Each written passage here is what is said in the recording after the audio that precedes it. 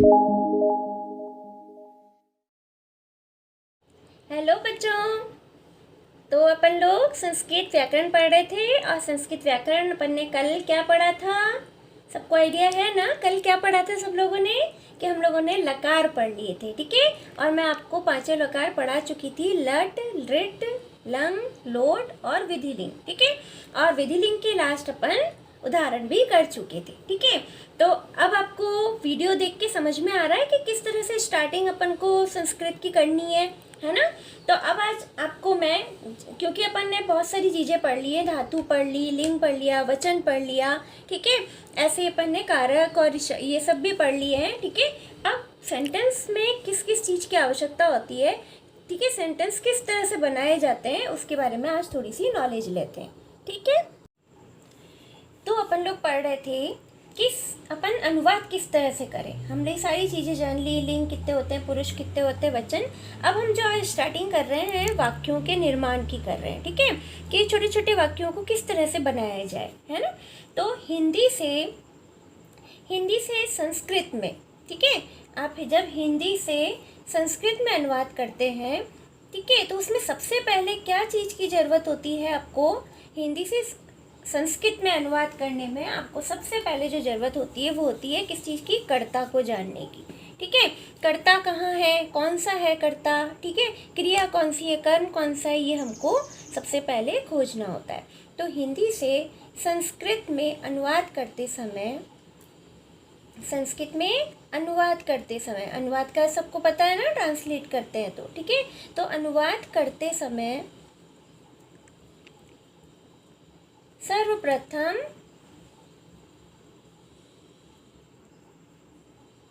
कर्ता के विषय में पता होना चाहिए, कर्ता के विषय में पता होना चाहिए, ठीक है।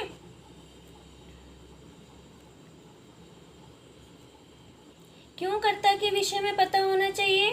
कर्ता कौन होता है? काम करने वाला, ठीक है। और कर्ता जैसा होगा उसी के अकॉर्डिंग हम क्रिया को लिखेंगे, ठीक है। तो इसलिए कर्ता का पता होना चाहिए। कर्ता जिस पुरुष और वचन का होता है, ठीक है। कर्ता जिस पुरुष से, मतलब कल अपन ने समझा था ना कि प्रथम पुरुष, मध्यम पुरुष, उत्तम पुरुष, 3 तरह के कर्ता होते हैं। तो कर्ता जिस पुरुष और वचन का, एक वचन का है कि द्विवचन का है कि बहुवचन का है, ठीक है। और कर्ता जिस पुरुष और वचन का होता है,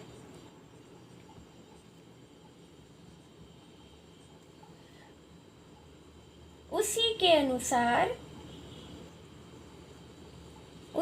अनुसार क्रिया का प्रयोग किया जाता है। उसी के अनुसार क्रिया का प्रयोग किया जाता है। क्रिया क्या होती है? जो काम होता है, जो काम हम कर रहे हैं, क्रिया का प्रयोग किया जाता है, ठीक है। यहाँ तक बात समझ में आई कि क्रिया का प्रयोग कैसे किया जाता है? कर्ता के अकॉर्डिंग किया जाता है, ठीक है। समझ में आ गई बात? अब देखो कैसे, किस तरह से अपन अप्लाई करेंगे इस कंडीशन को कि अपन ने जो लिखा है कि कर्ता को पहले ढूंढेंगे, फिर पुरुष को, वचन को देखेंगे, फिर क्रिया को प्रयोग करेंगे। तो उसको कैसे अप्लाई करेंगे? तो सबसे पहले आप लिखो कर्ता, ठीक है। आपका सबसे पहले टॉपिक है कर्ता, है ना। अब कर्ता, जैसे कर्ता आप शॉर्ट में लिख लो, कार्य करने वाला, ठीक है। कार्य करने वाला जो होता है वो कर्ता होता है, ठीक है। अब मैं एक सेंटेंस आपको लिख के दे रही हूँ, जैसे कि उदाहरण में लिखो कि आप, जैसे एक आपको सेंटेंस मिल रहा है, श्यामः पुस्तकं पठति, ठीक है। सीधा सा सेंटेंस है कि श्यामः पुस्तकं पठति। अब देखो श्यामः क्या है? श्याम एक नाम है किसी का, पुस्तक को पढ़ता है, ठीक है। अब श्याम जो है वो क्या है? कर्ता है, काम करने वाला कौन है? पुस्तक कौन पढ़ रहा है? श्याम पढ़ रहा है, ठीक है। और पढ़ना जो हो गई वो क्रिया हो गई। क्या पढ़ रहा है वो? पुस्तक को पढ़ रहा है, तो पुस्तक तो कर्म हो गया, ठीक है। तो हमने श्याम को सबसे पहले देखा कि वो करता है, ठीक है।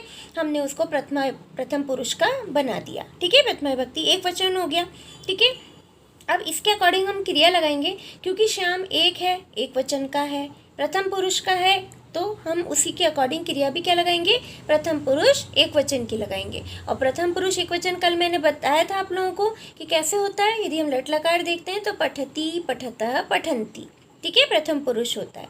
ठीक है, अब चाहे यहाँ पे श्यामः हो, चाहे मैं सह लिखूँ, चाहे मैं सा लिखूँ, चाहे मैं तत् लिखूँ, मैं कोई भी वर्ड लिखूँ, श्याम की जगह कोई और दूसरा नाम हो, ठीक है, तो ये सारी चीज़ें जो हो जाती हैं वो कर्ता होती हैं। और कर्ता के ये सब कर्ता क्या है, प्रथम पुरुष एक वचन के, और इसके साथ क्रिया क्या लगेगी, पठती लगेगी। ठीक है, तो अब समझ में आई कि हमको कर्ता के अकॉर्डिंग कैसे क्रिया को यूज़ करना है। तो इस तरह से करेंगे। तो यहाँ पे श्याम क्या हो गया, अंडरलाइन कर दो, श्याम यहाँ पे कर्ता हो गया। ठीक है, अब उसके बाद दूसरा आता है अपना कर्म। सेंटेंस में दूसरे नंबर पे क्या है, कर्म। ठीक है, अब कर्म को कैसे पहचानेंगे, कर्म क्या होता है, कर्ता जिस काम को करे। ठीक है, यहाँ पे लिख लो आप कि कर्ता जिस काम को करे, जिस काम को करे, वो जो काम कर रहा है, वो जो काम है वो क्या हो गया, कर्म हो गया। ठीक है, अब जैसे हमने उदाहरण देखा कि किस तरह से लिखेंगे हम कर्म। अपन ने देखो कारक भी पढ़े है ना, और अपन ने विभक्ति भी पढ़ी थी। तो कर्ता ने कर्म को, यानी यहाँ पे श्याम जो है पुस्तक को पढ़ता है, तो क्या हो गया यहाँ पे, पुस्तक क्या हो गई, अपन ने पुस्तक में कौन सी विभक्ति लगाई, द्वितीय विभक्ति, क्योंकि द्वितीय विभक्ति किसमें होती है, कर्ता तो प्रथमा विभक्ति हो गई और कर्म क्या हो गई, द्वितीय विभक्ति हो गई। तो कर्म को, जिसका इंडिकेशन क्या होता है, जिसका चिन्ह क्या होता है, को। ठीक है, तो यहाँ पे जैसे एक उदाहरण हमने लिखा कि भक्तः हरिम भजति। ठीक है, भक्त जो है वो हरि यानी भगवान को भज रहा है। ठीक है, भजना मतलब उसका भजन करना। ठीक है, तो भक्त जो है भगवान का भजन करता है। तो भक्त तो हमको पता चल गया कि ये प्रथमा विभक्ति एक वचन है, इसका मतलब ये तो क्या हो गया, कर्ता हो गया। और इसी के अकॉर्डिंग क्रिया चल रही है तो भजती चलेगी, क्योंकि एक ही भक्त है तो यहाँ पे भजती आ गया। अब क्या कर रहा है, उसका काम क्या है, भगवान को भजना। ठीक है, जिस काम को वो करना है, काम तो हो गया भजना, वो किस काम को कर रहा है, किसका भजन कर रहा है, हरि का। ठीक है, तो हरि क्या हो गया, कर्म हो गया। ठीक है, तो कर्म कैसे पहचाना हमने कि कर्म जो है वो काम होता है, मतलब जो काम किया जा रहा है वो काम जो है वो कर्म होता है। ठीक है, तो हरि हमारा क्या हो गया, कर्म हो गया। फिर उसके बाद, ठीक है, उसके बाद हमारा आता है, क्या आ रहा है इसके बाद, क्रिया। ठीक है, तीन ही चीज़ होती हैं हमारे सेंटेंस में। यदि हम सिंपल सा सेंटेंस बनाते हैं तो हमारे सेंटेंस में तीन चीज़ें होती है। ठीक है, क्रिया आ गई। अब क्रिया क्या होती है, जिससे किसी कार्य का होना प्रकट हो। ठीक है, जिससे किसी कार्य का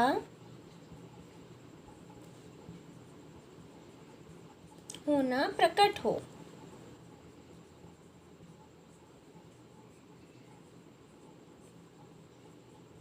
वो क्रिया होती है ना, जिससे प्रकट हो रहा है। यहाँ पे हरि को भज रहा है तो भजना एक क्रिया प्रकट हो रही है ना, काम हो रहा है, भज रहा है वो, पढ़ रहा है वो, तो काम प्रकट हो रहा है वो। ठीक है, तो एक उदाहरण से और समझ लेते हैं। जैसे कि हमने लिखा, जैसे कुछ भी लिख लीजिए आप, जैसे कि आप लिखो कि राम, चलो पुल्लिंग मत लिखो, स्त्रीलिंग भी वर्ड लिखते हैं, है ना, वरना आप लोग कहोगे मैम आप तो पुल्लिंग ही लिखते रहते हो, कभी स्त्रीलिंग नपुंसकलिंग बताते ही नहीं हो। ठीक है, तो देखो, तो यहाँ पे जैसे लिखो कि लता नृत्यम करोति।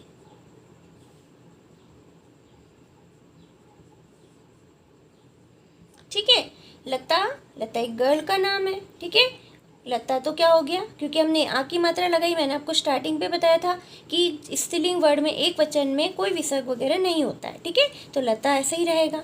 क्या काम कर रही है, वो नृत्य कर रही है। ठीक है, तो हमने उसमें द्वितीय विभक्ति यूज़ कर दी।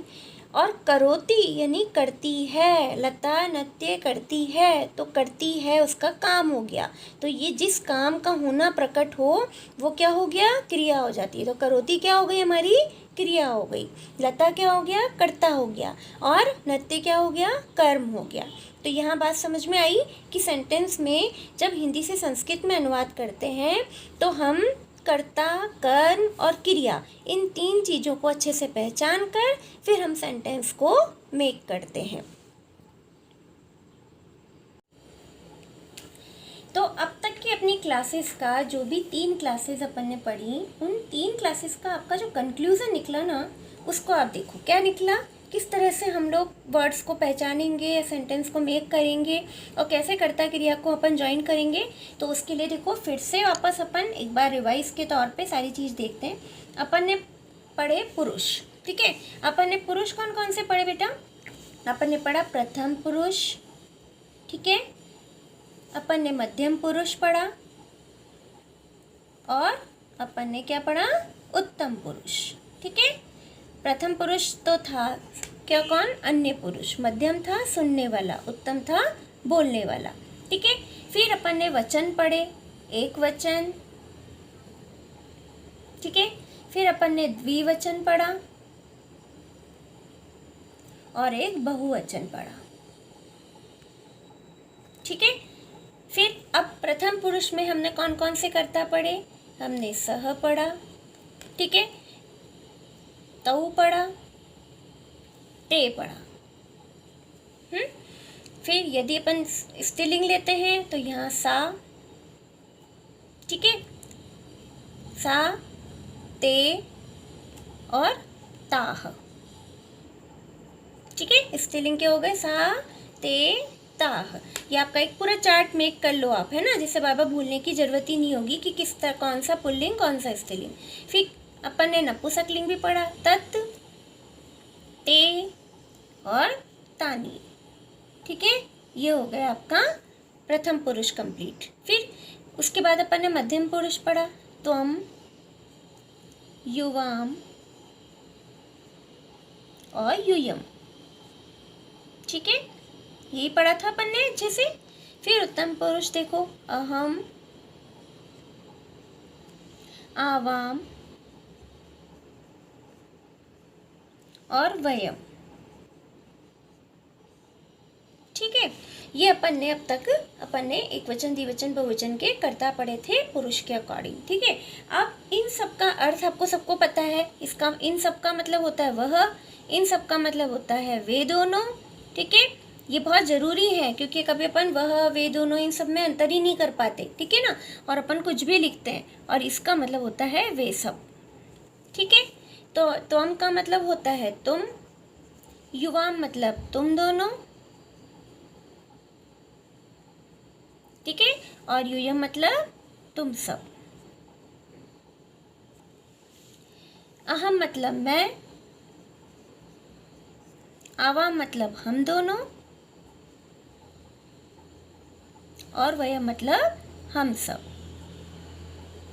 अब ये आप लोगों को अच्छे से कंठस्थ हो जानी चाहिए, ठीक है। अब इनके साथ ही मैं क्रिया भी हाथों हाथ बता देती हूँ जिससे आपको कन्फ्यूज़न ही नहीं होगा, ठीक है। कि सह, सा और तत् के साथ जो क्रिया लगेगी, तो प्रथम पुरुष की क्रियाएं अपन सिर्फ अभी एक बार अपन लट लकार देख लेते हैं, ठीक है। तो बाकी सारे धातु रूप तो अपन लर्न करेंगे ही और सेंटेंस के अकॉर्डिंग बनाएंगे कि भूतकाल पूछा है तो भूतकाल का, यदि हमको चाहिए अर्थ में पूछा है तो चाहिए अर्थ का। अभी हम केवल सिंपल सा लेते हैं। तो स, सा और तत् के साथ क्रिया जो लगेगी वो क्या हो गई? गच्छति।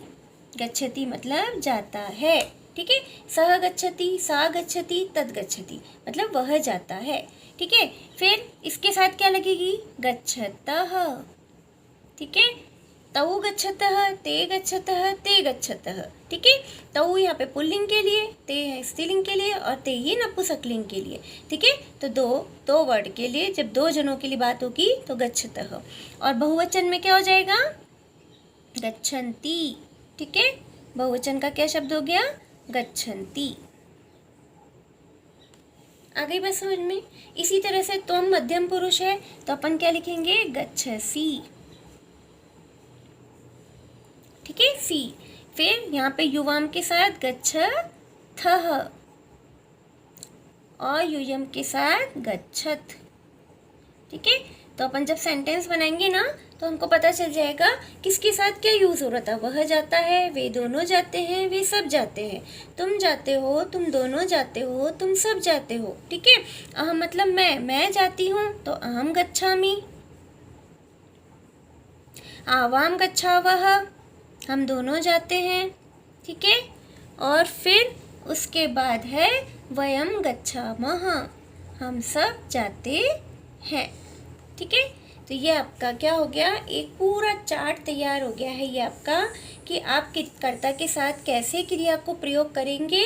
ये आपका बहुत अच्छे से एक चार्ट बन गया है। तो अब तक का जो अपन ने पढ़ाई की ना, वो सब कुछ यहाँ पे एक साथ आ गई कि अपन ने फर्स्ट लेवल पे अपन ने ये पढ़ा। ठीक है, इसके बाद मैं आपको धीरे धीरे लेवल बढ़ाते हुए एक एक टॉपिक कंप्लीट करेंगे। पहले अपना ये जानना बहुत ज़रूरी था।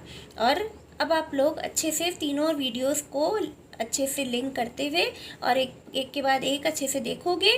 उसके बाद अपन नेक्स्ट नया टॉपिक लेते हैं। Okay, take care, bye.